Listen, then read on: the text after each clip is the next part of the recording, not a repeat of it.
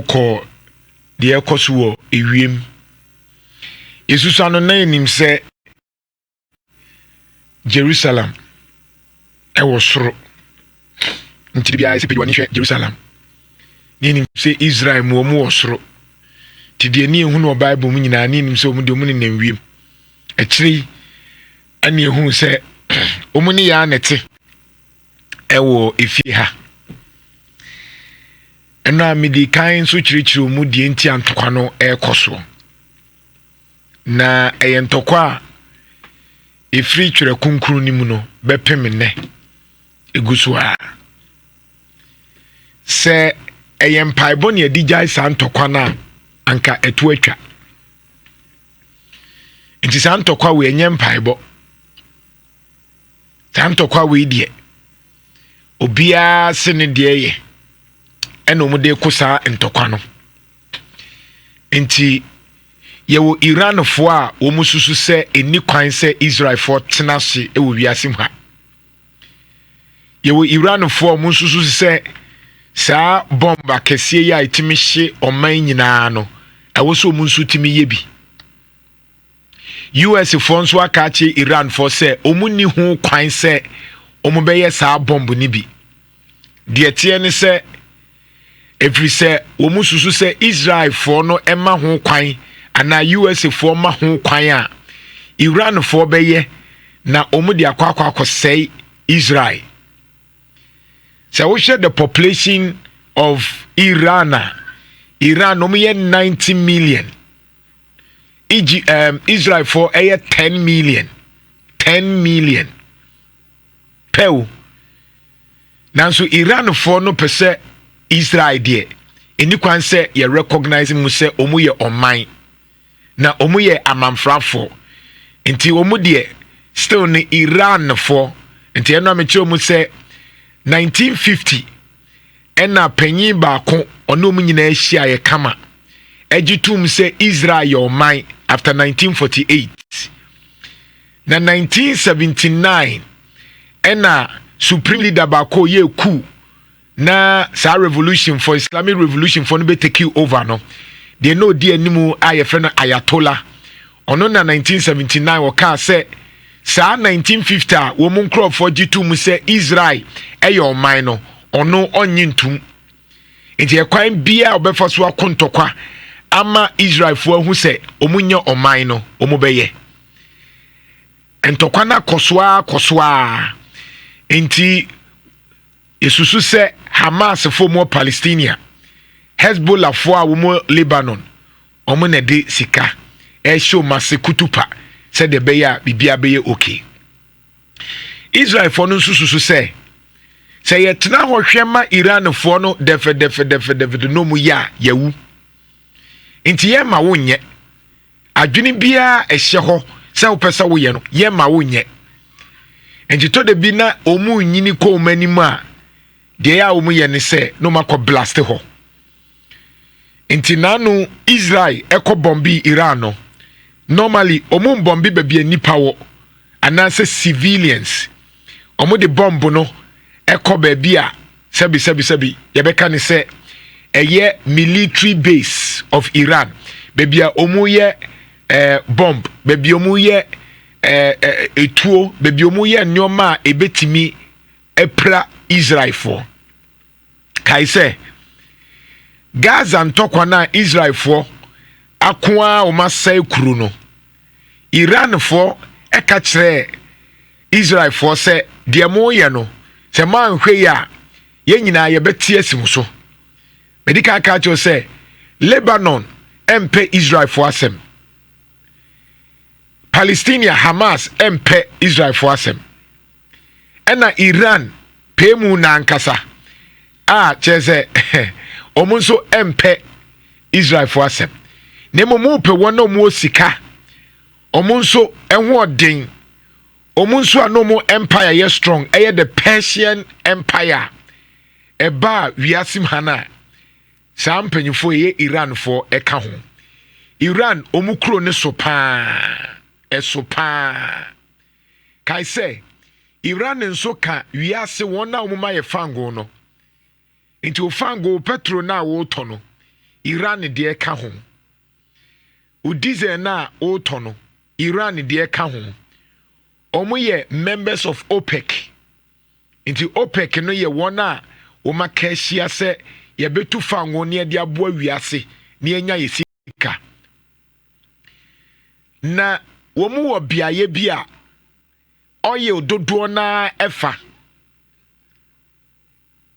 omo wo dodo na ba biaye a yefa nti de tie ne se oye na eba Africa oye na eba miamia bebri no epono ba bi kofa ba bia Iran fo no wo nti se nyamia mpata na Iran fo se matum saa de no ayete se border matuma enche asembesi in fact ena no pay na me monitor CNN Jeff for ne to so mame na CNN air report say the air kono say Iran fo eka se yenso ya tuma petrol ehonsem ebekosoro enti odo say petrol no eso ate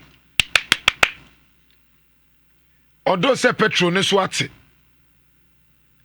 enso the ekeka kono petrol no ebetimi akosoro ni nyina agina de Iran fo beye sesei na Donald Trump na no pe wakasa de oka ni nyina ne se waka kire Iran fo se omun sign deal ni ye den deal ni se nuclear weapon na etimi shi kuro nyina no sa deal no omun nye bi be ka kire se Obama ne Joe Biden mu Democrat ne de omu ba eya no mu soso Iran fo so a support omu sika fam ni nyoma bi se de be ya omu nye sa bomb kese na ebetimi ahye oman no but Donald Trump mu ya Republican for ne de omu mpese omu be so saa de no so na ye wonkofo bi a ntiase no ebi wo ho a wo mun shedan study Middle East enyoma ni bebre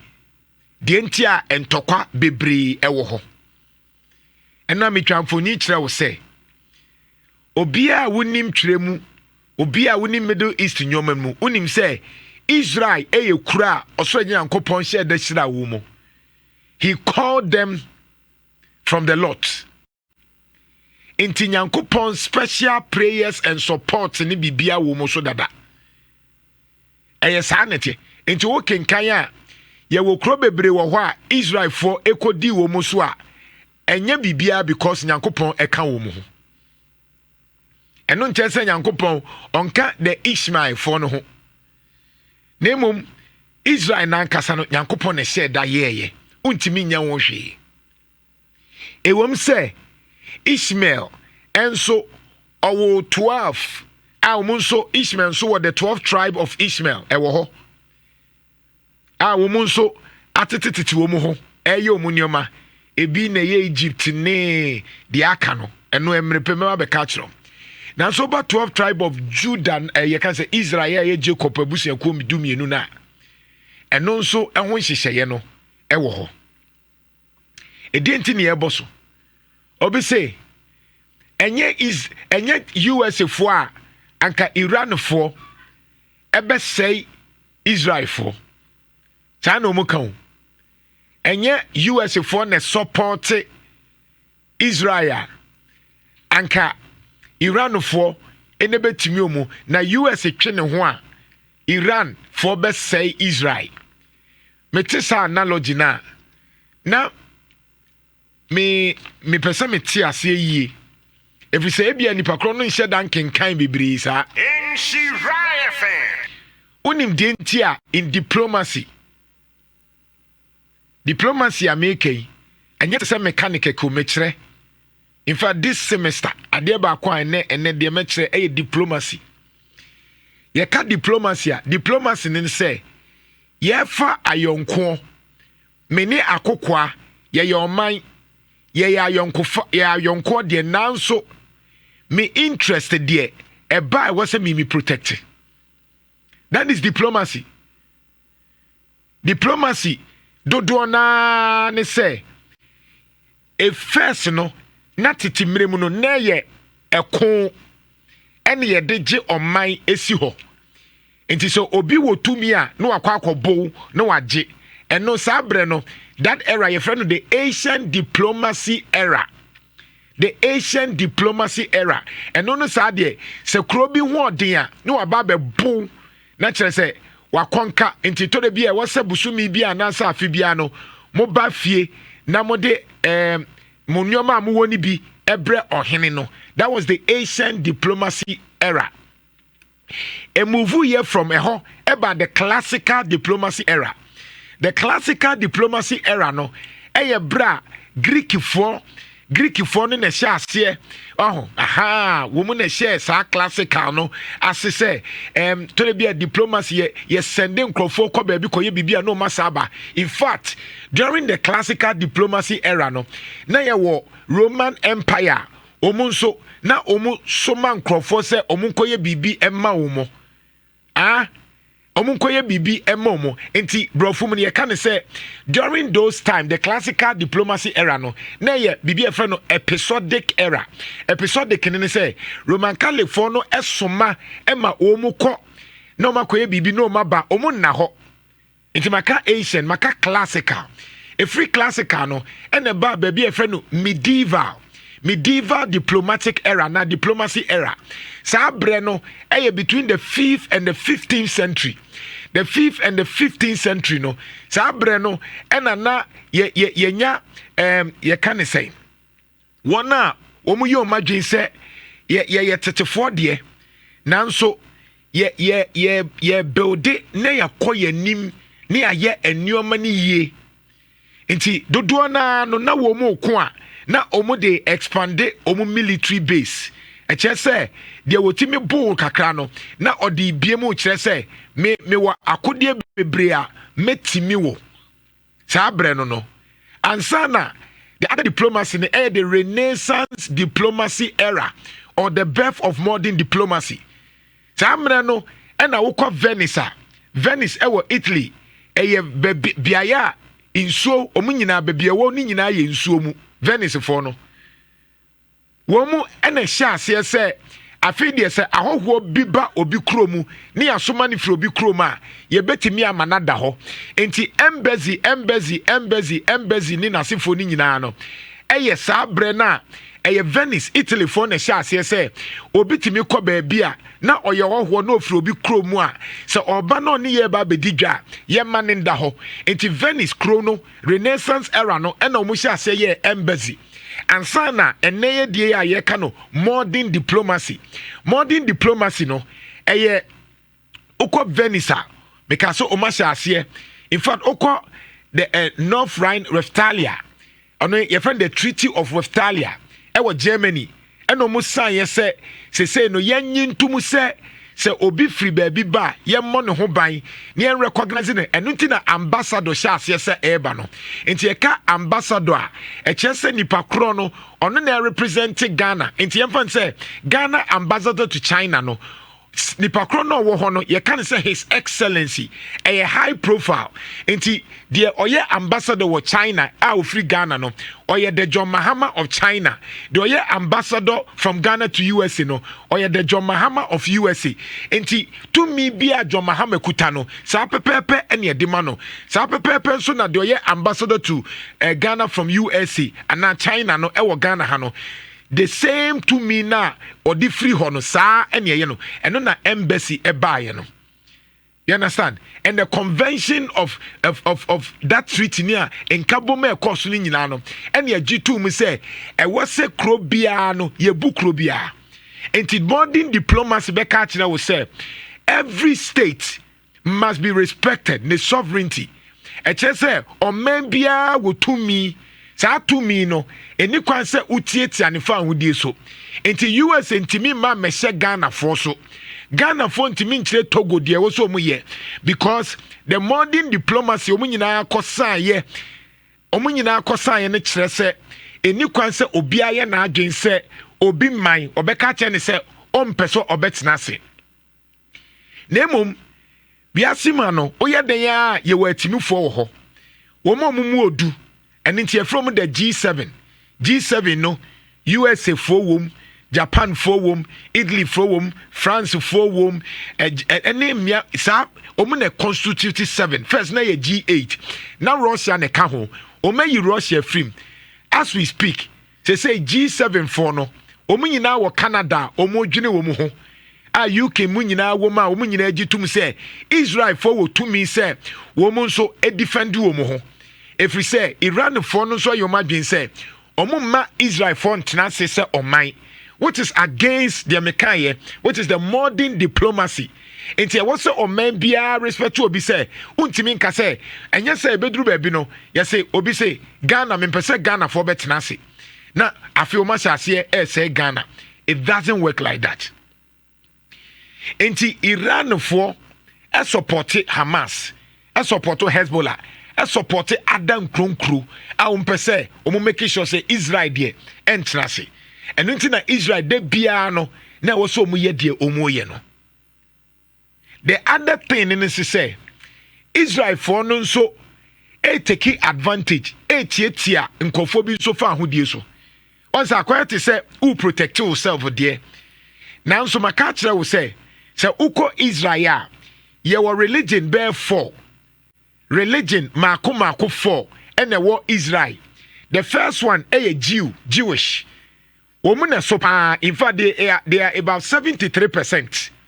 Women do so pa Jew for no. They are tosu mienu enye Christianity eno amekasa asem no. The Muslims. Muslims no between 17 to 22%. 17 to 22%. Enti Muslimi for edonso echen Christopher ewo Israel. They are tosu miensa wana ye from Christians. Womu ye bear 1.7 omu ndru 2% impo. Enti Christians esa the last one nkofo from the Druze. Druze for no omu so ye osom na omu som no omu the Jew, Christian, Islamic, Hinduism omu de esom bebre afra na omu no omu ye Arab for esa ye Jew for but omu nyina no makoma wo Israel. Maka kire Druze for no. Druze for no. Womo eye nkrofo a womo eye osoma oma mixe ham eye kan say Hinduism oma frafra but omu no omu hu omu so ye Arab for ese hu omu se omu ye Jew for na mum dodo na no support Jew for. Enti Middle East nyoma no eye complicated.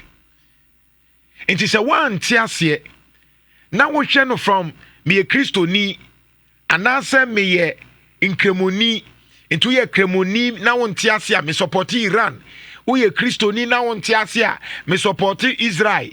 Na say there's a problem. Ani wo mu pese Israel for free ho asoman.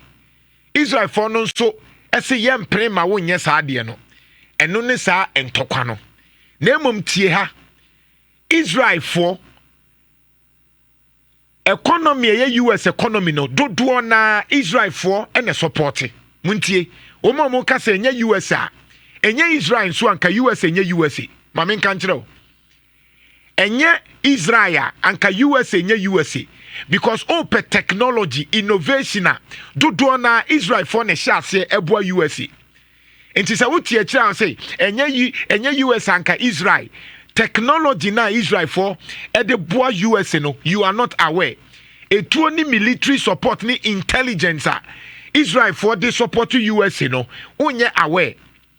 Enti Saudi Arabia say nye USA enye Israel anka USA nye USA because Middle East na USA for timi enya dominance no it is because of Israel. Do you know what it means to share intelligence in military and as a security? Say obitimi kire o say memfa ha kwa ha koye sei me sei. I think in fairness people must appreciate the essence of diplomacy. I wasn't nkofo sua diplomacy ye. I wasn't what ti de nti a nipa bi ye nyoma bi wa akire. And nti ye fra bibi track 1 diplomacy and a track 2 diplomacy. In track 1 diplomacy no what you do is that say nipa no mo kono ma nkasa beka o masem. That is track 1 diplomacy. Enti bibi say ya na ye jai Iran for ni Israel so man ko masem. but ye ha se meni akoko ekone ebuafu a eye den na wugya meni akoko ase ye enkoka ya asem ye besa bu ye hu akuyen oyiri ni okunu ko wo ma sase etoto nyoma we hwi we asum we bo we o se ye nya ya awarefo asem there be. And what you do is that in diplomacy, no, you adapt what we call track 2 diplomacy. Track 2 diplomacy ni say, yem fe chire nko kasa nchire oyiri ni okru. Anase afenu no. And right now as we speak, UK for any Iran for kasa. And na US for so ni Israel for so kasa. And the omo kan we che ni nyina ne say aye ntokwa ne ye. Monto mo boase. And that is track 2 diplomacy. And no dodo na no behind the scenes. Enti woman say bedru baby no Iran for beka so okay yate. Na Israel for no so aka say okay yate. Enti say be bibia fa ni ceasefire. So what is that diplomatic course in this system na say mention it tra because uye krimonia na uye kristoni. Ti ase se santokwa we enye wo mpaibo ene be solve. Eye de wo man kasa no wo mubutu wo ma no mu kunkum mu ho kakra. Now we blast away ya. Now for my study. Other than that, because you hear Iran and you hear Israel. And until me say Ghana is a non-allied country. Meaning say, ye dem finfi country bia ye no be any problem. Enti enyate so beka say Ghana ye Christopher mind ye pe Israel. There be say asemu ba na Ghana your position is said the Israel for nya you beto against Israel. Say Iran for you beto again depending on the position of the majority. So these are the simple things you have to understand. Until right now, no, say for the first time, Iran for net me the bomb ne rura Israel pa. In fact, Israel for no be a pra for the first time. Because answer na bomb ni bi ballistic missile no e bi betimi rura Israel for no ewie mu no na che say ano odin but Iran for no so kai say omo so sua de enti so omo wo advanced technology a omo betoto obegye bidie nanso uchi bia still na ni ebi bewrem na ewrem a edieja enane sa bi no na Israel for use ma Hamas Gaza na omo de asekru no sa bomb ni bi na Iran for no so toto ediko Israel sia no Israel for no ebi wu na building ni bi say na ebi che say time na that issue we den pa Israel 104.5 Kofi so serious Sadia Kofi no I mean global economy no eso bia etimi ye ne how sanse oil no we 20% over 20% na sa Iran omo pathway no na eba na sa entokoi enyaya ne mete kra ne se wan hwe ya a barrel of this particular we no be crude oil no e be over $100 which a combine is also fuel prices ni nyina no e be start abeba abasro amache say affect ye economy no ne kwan ya koni aba ne ade nyina na as you were saying Israel and US partnership no nana both side omo pese omo obia gain ni bibio si ebebu nkompo ahwe achi a even say ke pese ehu US ne Israel omo alliance pa ka September 11 okay 9/11 2001 ebra ye kai World Trade Center hono New York yen kai de kosi wa nanka almost say terrorists ne say target even Washington DC na enye Israel for intelligence any woman military a year woman de bemu technology woman de bo America nanka enko ye ma US she say US na yes woman ye very strategic woman ye military hwan ne ade no Osama mo ne nasefo nyina timi bowrem and it tells you says anye Israel intelligence omo de bebo anti omo certain relationship bia omo share is based on interest obia na interest each of them omo benefit said ye wo kan counter terrorism pass o hwe omo ye ho ade pa ye Israel say Israel betumi ehun so etuato dom we omo bo omo aha na omo fo omo yese no Israel na trans research yesa no no manyina nti America de na ho abone say omo bo America military ni security ni in so many ways ya America unim say Israel enye part of the NATO but America are aligning who with Israel based on this particular thing in India based on this thing India Northern Alliance Treaty Organization NATO. Yes. About 32 European countries now can boom say you be protect yourself military. Yeah. Until one can wa semoba. But Israel the America then who born in India. Yeah. Because Israel and the war march of security intelligence ya omutimi red nancy ya was it 2017 or so. Nanka ISIS for no. Almost shall the laptop be Echo share play bi mu ananka eba America nanka dey be die wu no nana it was Israel for omo technology bi omo de bo America na mo mutumi detect saa de no play ni mu a omo disconnect ye enti say ye ka say Israel ni America is not just like omo ye bibia keke but they have relationship without Israel me ka say there wouldn't be America. Especially when it comes to security ones and 70 military because Israel crown America so create me weapons they go there to test them on their fields and it tells you the relationship with woman but adia can say baby and tokone dru no here as we are saying diplomacy no say UK fetchery ye do say America fetchery almost on your own Israel and Kasa. Na ekudrum pempensuo bi a entokoya ntwa na enoma stop particularly oil na me worried about. Ye be kɔ ne akɔ de sen. Ye mu kura no ye ntimi tro ye pan ye wo emu asem. Na ye de ye kɔ. Na no ma ba ko a esi ehu ne se. Ye kan US I invest a lot in Israel. US I invest a lot in Israel. Yeah. Se wo hwa military hu akonabani adi nko ano billions of dollars and om the amount just even 2016 almost signed $38 billion military aid for Israel nana eno ama omo partnership no baby a wajapade won so akoma ye den e wo ho enti omo hu say Israel ho ye na ye obi wonder say that America go support Israel na ye omo ye investment power ho for their interest in security 2024 kromo sa akomo omo 17 billion eno ye part of the $19 billion package omo wo ma Israel it tells you how much America investing in Israel. Protect Israel against any damage. And I'm not surprised of what is happening. But the best friend say all the other we know I think that they should come on board.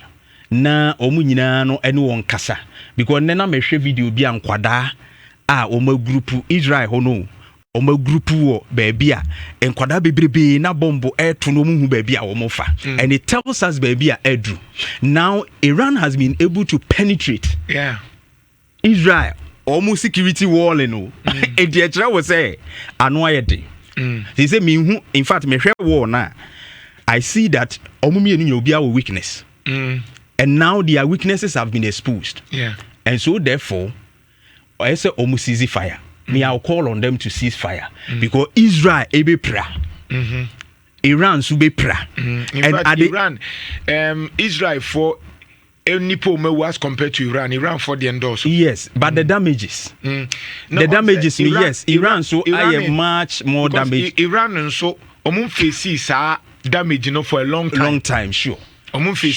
Sure. Especially commanders, top commanders. Yakun. Military base. Yakun. Sure. Baby, I obey Yakun. Although say Iran for Israel for baby electricity na se for no. Oh, who much more? Yeah. And when I say now Israel was suffering, I mean they are struggling to even provide power or more, and it tells you so will be a hit. And Israel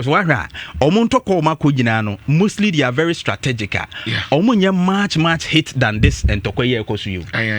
Where they are hit to Israel for a form they have to cease fire. Now because if you look at the trend in the corner, I don't know. So say they say UN pa ni rule pass is in any day mu UN BMO say country no and Donald Trump kra na asa asem no e che say omu obia bi and I think that ese omo hwe na ba bia omo atos chimano a omo kasa say states no bia no entie omo no they should revise things because onim say first na UN omo kasa kai time na kofia nan mo ne ade they were able to mediate no mutimi consem bi mu kama ne ye but this time around it seems that the UN is losing ne function bi as ye hu say UN no ho but it's not functioning as Africa angwana bibi itimi ye enye fine and I think that they should revise their operations. I think say dodo na omu just reading history no still do not appreciate we no moka say Israel for no muni asase no o kan say na won shedantiase and you see some of them just read normal religion into your better you read the facts the idea say we can say Israel for no muni asase till 1948 no that's a won onti ase so oti ase onti ase so even they themselves the Middle East know say Israel omu masase ego hodada na sebi are you trying to tell me say Israel na omu ni asase bia enti say bibia si no makọ na bibia de oma ba omu ntimi hu so masase ni is that what you are saying? That's what they don't want to understand. That's our free northern region.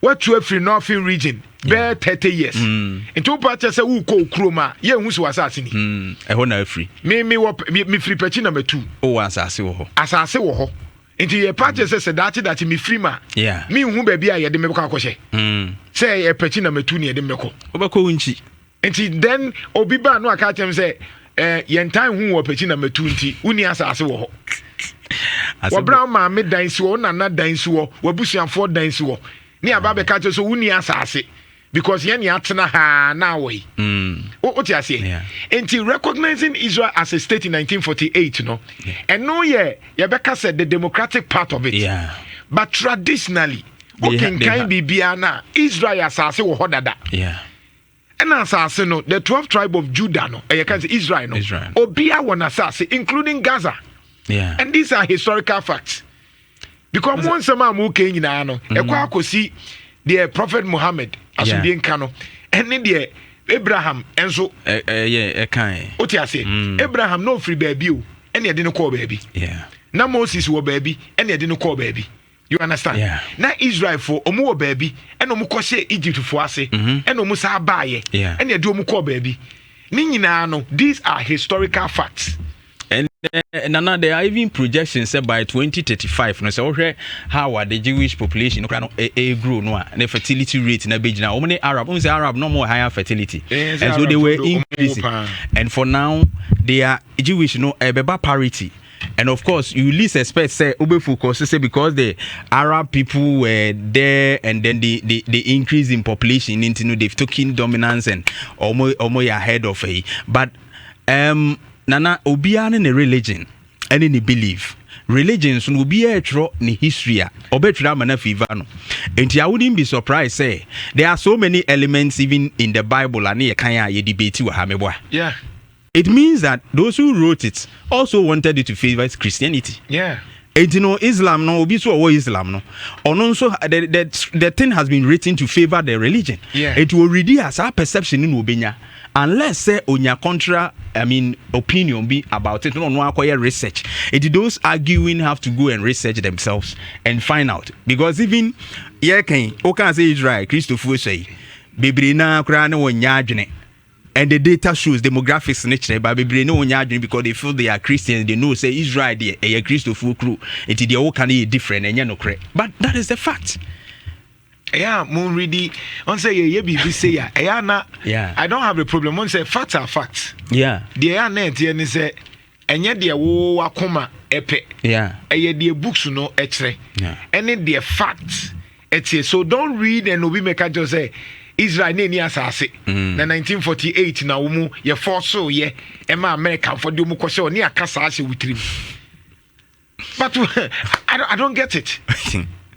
If you whether Muslim or a Christian or a Jewish, so when you believe you said there was an Abraham, Abraham, ewu Ishmael, and Isaac, will be a sukonya na sase, Ishmael kunya na sase, Isaac kunya na sase.